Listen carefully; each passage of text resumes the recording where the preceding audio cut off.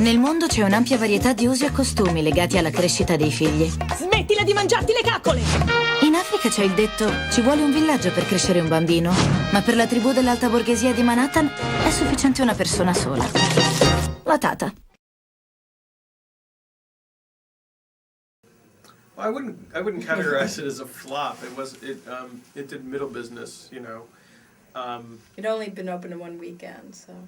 I think that, you know, I hope so.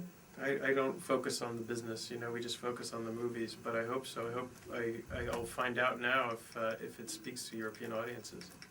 You know, obviously American Splendor had comedy in it, but I would never call that movie a comedy.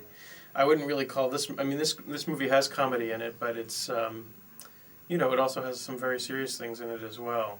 So I don't think a movie has to just do one thing. I don't really subscribe to that. I think a movie can be mixed tone. When you make a documentary, you're preaching usually to the converted. That's an American expression. It means the audience that's coming to see it is already an audience that's interested in the material, you know, or political or whatever. Whereas in a movie that's sort of on the surface, light entertainment, but if you have sort of an agenda or some ideas that are sort of underneath in the subtext, you know, maybe people go in thinking it's just going to be like light fun and come out like, wow, there's something that made me think there.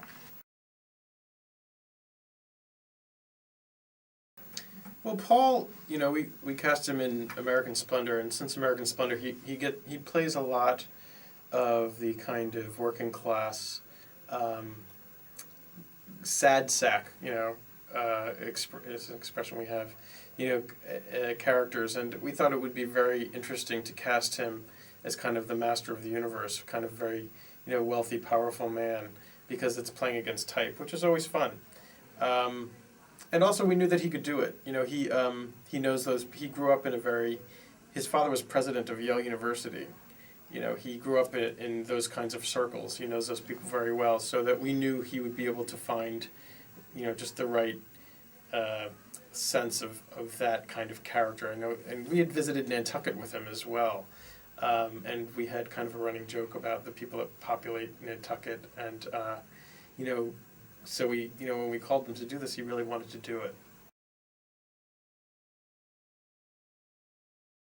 Annie is a girl who's just graduated from college. You know, she has a lot of pressure on her to succeed. Her mother puts a lot of pressure on her to succeed financially, and you know, she's like a lot of young people just graduating from college. She's not really sure what she wants, and is, you know, is kind of lost, you know, and in her own interests and wanting to survive and to succeed.